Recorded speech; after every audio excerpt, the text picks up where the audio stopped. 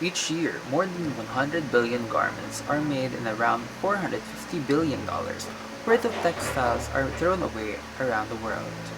Through the 20th century, population grew at an almost exponential rate, creating an incredible level of demand. The levels of poverty fell across North America and Europe, and have since continued to fall across the world. The fashion industry went global. Hi, this is Sherwin Espinosa, and I'm going to explain to you what are the environmental impacts of fast fashion.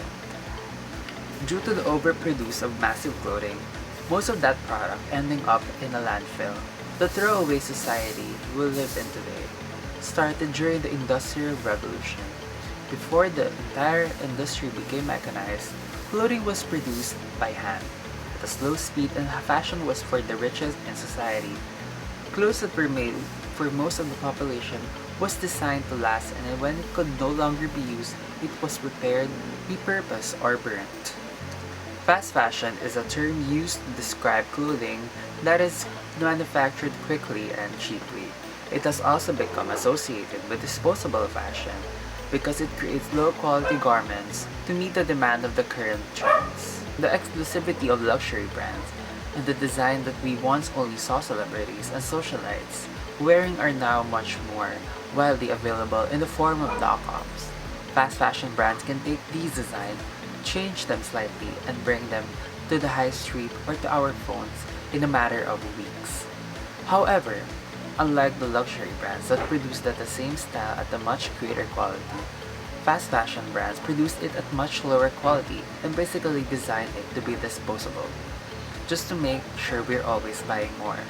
As fast fashion grows at an incredibly rapid rate, high street brands are looking at their business models and changing them to replicate the fast fashion model.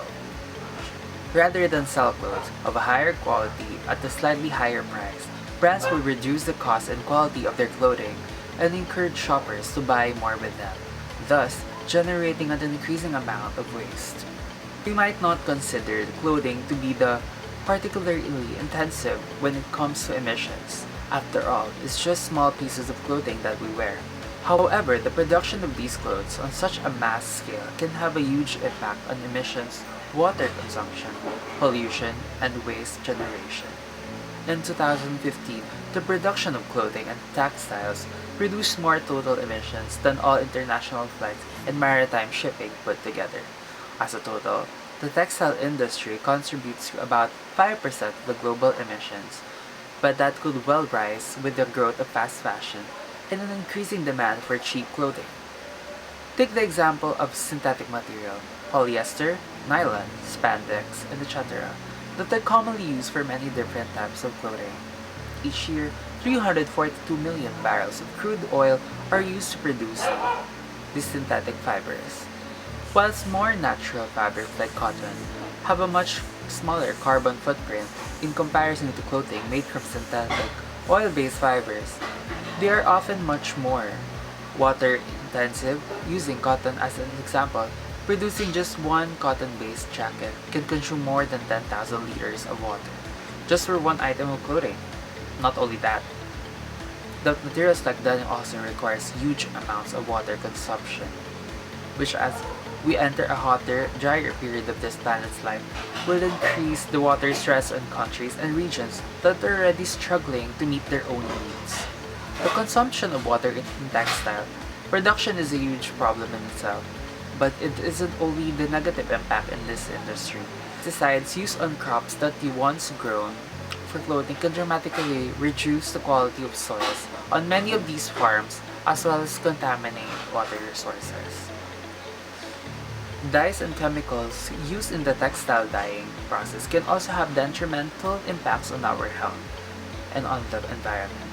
A lot of the fabric dyeing processes takes place in countries that have weak environmental regulations, allowing many to get away with contaminating local water sources, often leading to poor health of local residents.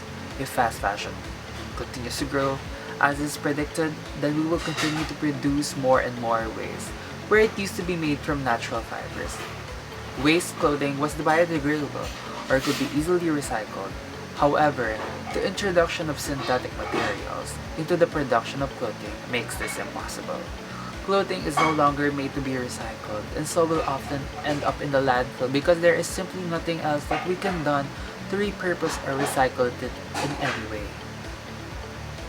Reconsider our buying habits and the importance of each individual action in reducing amount of clothing waste that is produced.